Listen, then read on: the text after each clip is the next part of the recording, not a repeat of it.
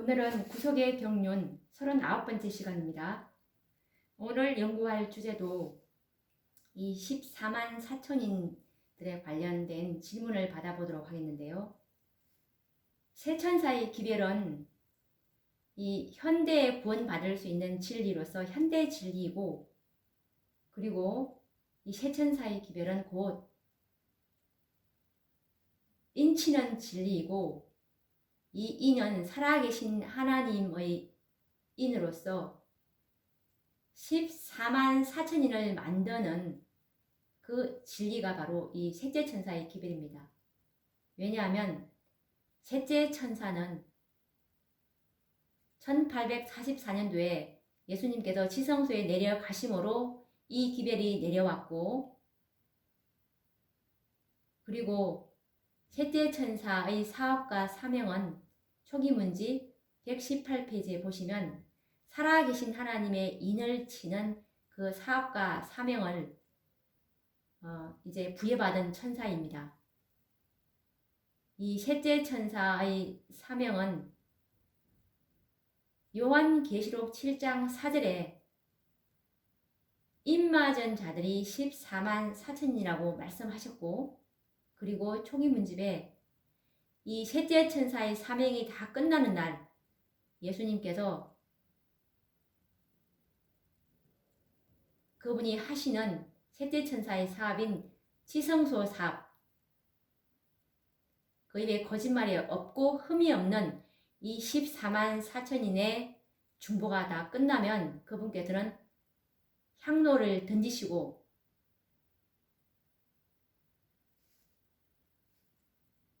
우리 모든 영혼들의 운명이 끝나는 은혜의 시기가 맞춰진다는 것이 초기문지 셋째 천사의 기별의 마침이라는 장에 보시면 영문 페이지는 279페이지입니다. 이 페이지에 예수님께서 14만 4천인의 그 수가 다 맞춰지면, 인이 다 쳐지면 그분의 지성소에서 행하시는 그 입에 거짓말이 없고 흠이 없는 구속의 완전한 열매들이 이제 다 수가 채워질 때 그분은 대제사장의 의복을 나오시게 될 것입니다. 그리고 이 땅에는 자비가 섞이지 않는 진노의 포도주 잔인 실장이 이제 쏟아지게 될 것입니다. 이 14만 4천인에 관한 진리가 이 마지막 시대를 살아가는 모든 영혼들에게 가장 중요한 핵심적인 진리인데, 이 진리에 너무나 무관심합니다. 오늘도 그러면 우리가 이 진리를 깊이 연구해 보아야 합니다. 세상 사람들이 거의 믿지 않고 있는 이 진리를 참으로 영생을 소망하고 주님 만나기를 참으로 갈망하는 자들은 이 진리에 대해서 무관심할 수가 없습니다. 그래서 우리는 오늘도 이 진리를 깊이 또 연구해보는 시간 되기를 소망합니다. 오늘 연구할 주제는 어떤 또 질문을 많이 하시냐면 14만 4천인들은 죽음을 맛보지 않고 살아서 성천할 사람들이 아닙니까? 그러면서 왜 죽은 자들이 포함된다고 말합니까? 라는 질문을 합니다. 이 말씀은 쉽게 말하면 14만 4천인들은 죽음을 맛보지 않고 성천할 사람들이라고 알고 있는데 왜 죽은 자들이 포함되어야 되냐라는 말이죠. 우리가 지난 시간에도 이것에 관련된 연구를 했는데 오늘은 또 다른 측면에서 연구를 해보려고 합니다. 이 14만 4천인들에 관해서 죽음을 맛보지 않고 라는 이 말씀은 근거가 없는 것이 아닙니다. 왜 이 그분들이 말씀을 가지고 질문을 하느냐 하면 정언에 이런 말씀이 있어요. 선지자와 왕 227페이지에 보면은 엘리야는 그리스도께서 재림하실 때 지상에 살아있어 죽음을 맛보지 않고 마지막 나팔에 순식간에 홀연히 다 변화할 성도들을 예표하였다. 세상 역사의 종말에 썩을 몸이 썩지 아니할 몸으로 변화되어 죽음을 보지 않고 하늘로 승천할 사람들을 대표할 엘리야가 서 있었다. 여기서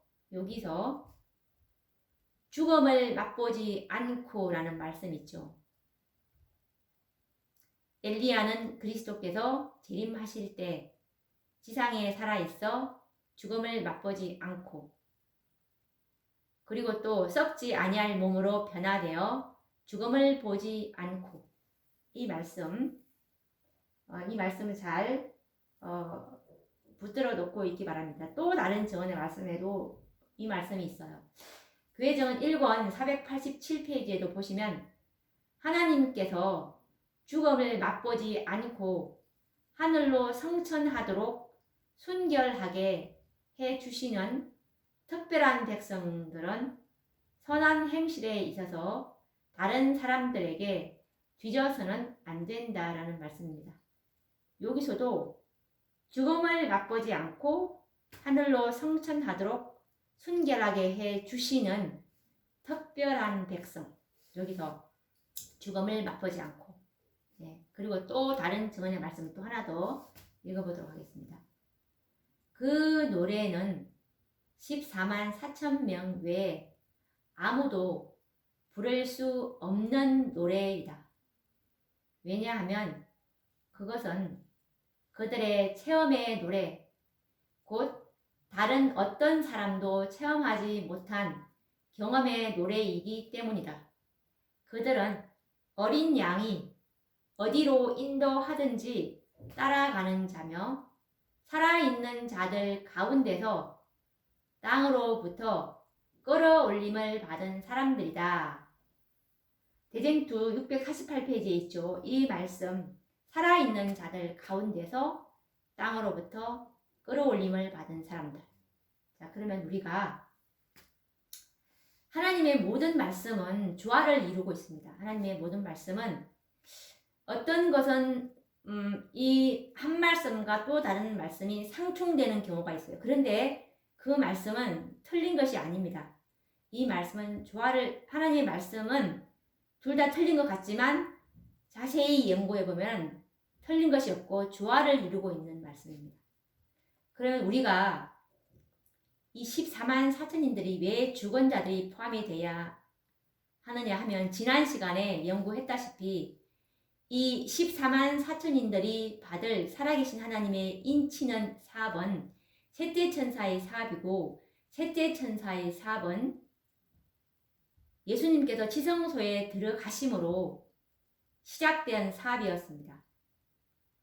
왜냐하면 초기문집 254페이지에 지성소에 예수님께서 들어가심으로 이제 세 번째 기회를 가진 그 힘센 천사를 세상에 내려 보내시게 되는데, 그리고 또 초기문집 118페이지를 보시면 이 세 번째 기회를 가진 천사를 왜 내려 보내셨느냐 보면은 초기문집 118페이지에 보시면 이 천사는 곡식과 가라지를 분리해서 인을 치는, 살아계신 하나님의 인을 치는 셋째 천사라는 것을 알 수가 있습니다. 이것은 계시록 7장 2절에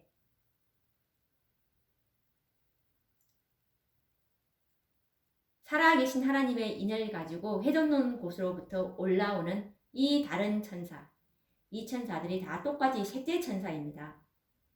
그러면 셋째 천사는 1844년도에 이제 내려보내게 됐고, 그때부터 이제 인을 치기 시작했습니다. 그런데 이 지난번에 우리가 교회증언 5권 466페이지의 말씀처럼 죽음은 품성을 고정시킬 뿐 죽었다고 인이 무효화되는 것이 아니라는 것을 우리가 알았습니다. 그래서 이분들은 예수님의 재림이 지체되고 14만 4천의 인이 채워지지 않았기 때문에 정말 그 연한이 다 되어서 잠들 수밖에 없었습니다. 그렇기 때문에 이 14만 4천인 중에는 죽은 자들이 포함되어 있지만 이들이 예수님 재림하실 때는 살아있게 되는 것이 각시대의 대쟁투 637페이지에 보시면 일곱째 재앙 때입니다. 마지막 재앙 때 하늘 성전에서 아버지 하나님의 음성이 되었다라는 이 음성으로 계시록 16장 17절이죠. 이 음성으로 이 땅에는 이제 지진이 있게 되면서 셋째 천사의 기별을 믿고 죽은 이 14만 4천인들의 특별 부활이 있습니다. 이때 이들은 이제 일곱 번째 재앙 때 일어나서 야곱의 환란을 잠시 동안 겪습니다. 그렇게 해서 이들이 예수님 재림할 때는 어떻습니까? 살아있죠. 그래서 우리 선지자와 왕 227페이지에 보시면 재림하실 때 지상에 살아있어 죽음을 맛보지 않고라는 이 말씀이 이렇게 조화를 이루게 되는 것입니다.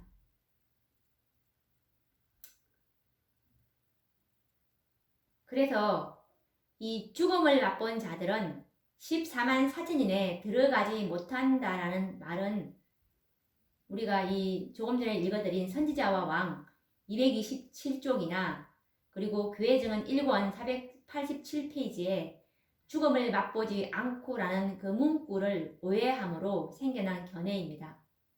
이 말씀을 우리가 올바르게 이해하기 위해서는 1월 법령으로 인해서 7재앙 동안에 14만 4천인이 당할 경험들을 우리가 알게 된다면 이 말씀들을 더 깊이 왜 죽음을 맛보지 않고 라는 이 말씀을 왜 해야 하는지를 우리가 그때 상황을 우리가 이해를 하게 되면 이 말씀이 이해가 될 것입니다. 계시록 13장에는 짐승과 그의 우상에게 절하지 않는 이 14만 4천인들에 대해서 기록된 계시록 13장 15절이죠. 또 짐승의 우상에게 경배하지 아니하는 자, 이들은 누구겠습니까? 14만 4천인들밖에 없습니다. 자는 몇이든지 다 죽이게 하더라 라는 예언을 상기하게 될 것이다. 또 그리고 이 예언의 신에서도 그때의 상황을 이제 잘 기록하고 있는데요. 초기문집 282페이지에 보시면 환난의 때라는 그 장입니다. 그 장에 보시면 이런 말씀이 있어요. 나는 성도들이 도시와 마을을 떠나 아주 쓸쓸한 곳에서 서로 무리를 지어 살고 있는 것을 보았다. 그때 나는 지상의 지도자들이 함께 모여 의논하고 있는 것과 나는 한 문서가 여러 장 복사되어 세상 각처로 전달되는 것을 보았는데 그 문서의 내용은 성도들이 만일 그들의 특수한 믿음을 버리지 않고 안식일 대신 주일 중 첫째 날을 지키지 않는다면 특정한 기간 이후에 그들을 죽여도 무방하다는 것이었다. 어떤 곳에서는 그 법령이 시행되기도 전에 악인들이 성도들을 학살하기 위하여 밀어닥쳤다. 그러나 천사들이 인간의 모습으로 나타나서 그들을 위하여 싸웠다. 사단은 지존자의 성도들을 실망시키려 했으나 예수께서 그의 천사들을 보내어 보호하셨다. 신실한 자들이 죽음을 보지 않고 변화됨으로써 영광을 받으실 것이다. 성도들이 도시와 마을을 떠날 때 그들을 죽이려는 악한 자들이 추격할 것이다.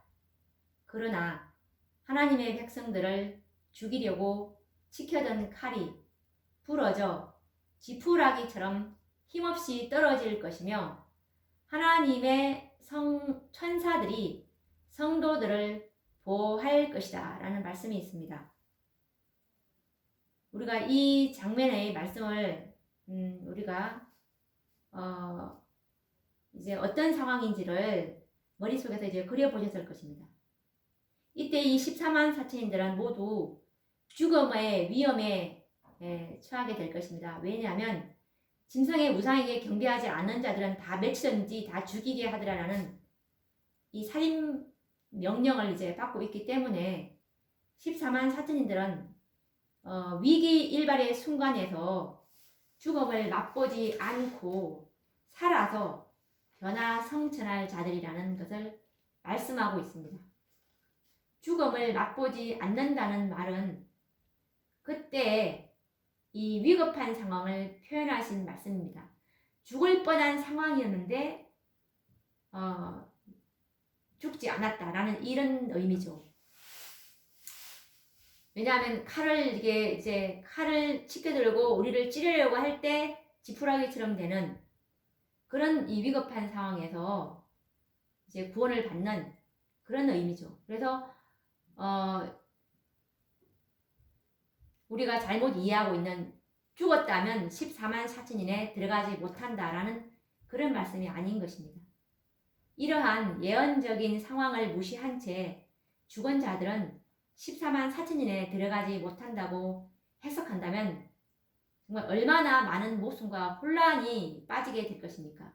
왜냐하면 우리가 아까 이 14만 사천인들은 예수님께서 지성소에 들어가시는 1844년도부터 이제 인이 트기 시작했다는 그 말씀을 우리가 확인했을 때 죽었다면 죽은 자들도 분명히 14만 사천이 들어가는데 죽었다면 인이 안 된다는 이 말씀은 너무나 모순적이죠.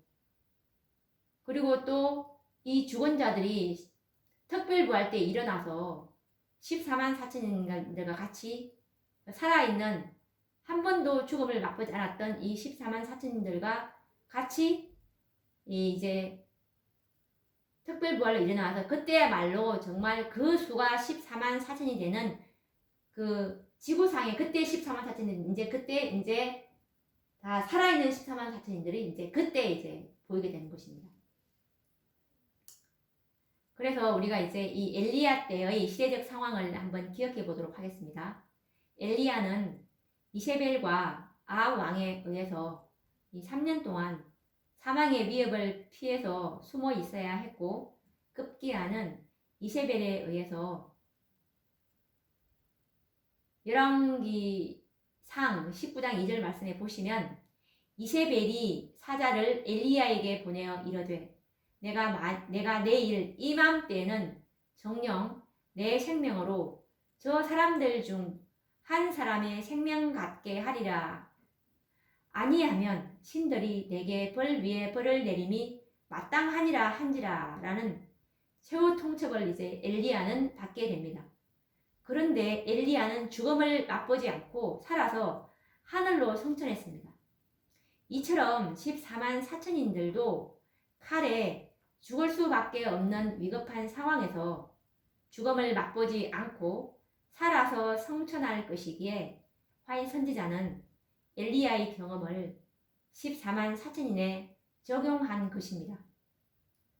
그렇기 때문에 이 선지자와 왕 227쪽의 말씀에 참된 의미는 죽은 자들은 14만 사천인에 들어갈 수 없다는 뜻이 아니라 죽을 수밖에 없는 그런 상황이었지만 천사들의 도움으로 죽음을 맛보지 않고 살아서 재림을 맞이하게 될 14만 사천인의 경험을 예언하신 말씀이라고 볼 수가 있습니다. 그러면 우리가 진짜 만약 이 많은 분들이 믿고 있는 죽음을 맛본 자는 14만 사천인에서 제외된다라고 하면은 아까 말씀드린 것처럼 결과적으로 이 1844년부터 인치는 천사인 셋째 천사의 사업이 시작되었다는 말 자체부터 모순이 생기게 되겠죠. 셋째 천사는 곡식과 가라지를 구별해서 인을 치는 천사로 1844년도부터 살아계신 하나님의 인을 치는 사업을 시작했기 때문에 이 인침을 받은 자들 중에는 재림이 지체되므로 이미 잠든 자들도 있을 것이고 죽음으로 이 살아계신 하나님의 인을 받고 죽은 이 14만 4천들의 이 인이 소멸되겠습니까? 그건 결코 그럴 수가 없죠. 그렇다면 이 14만 4천인의 특권을 잃어버린 것에 대해서 어떻게 그들의 항의가 없겠습니까? 하나님 왜 저는 살아계신 하나님의 인을 받고 그것을 고대하고 그것을 원하고 그것을 갈망하며 그것에 그 기별에 일치하려고 일치하는 믿음을 살아왔는데 왜 제가 죽었다고 14만 4천인에서 제외돼야 되겠습니까? 이렇게 항의하지 않겠습니까? 그들은 재림이 지체됨으로 죽었고 그 결과로 살아계신 하나님의 인이 되는 14만 4천인의 특권이 없어진다면 그 책임은 죽은 영혼들에게 있지 않고 재림을 지체하신 예수님에게 있는 것이 아니겠습니까? 그러한 공의롭지 못한 일을 하나님께서는 계획하지 않으셨습니다. 살아계신 하나님의 인을 받은 사람들은 비록 죽는다 하더라도 특별부활에 일어나서 14만 4천인과 함께 있게 될 것이라는 약속은 너무나 참으로 공의로운 하나님의 그 품성임을 우리는 알 수가 있습니다. 그리고 또 성령께서는 요한에게 이 셋째 천사의 기별을 믿고 죽은 자들에게 다음과 같은 언약의 말씀을 또 분명하게 기록까지 해 주셨습니다. 요한계시록 14장 13절에 보시면 또 내가 들으니 하늘에서 음성이 나서 가로되 기록하라. 자금 이후로 자금은 1844년입니다. 왜냐하면 이 말씀은 셋째 천사의 기별 바로 뒤에 나오는 말씀이므로 자금은 1844년이게 되겠죠.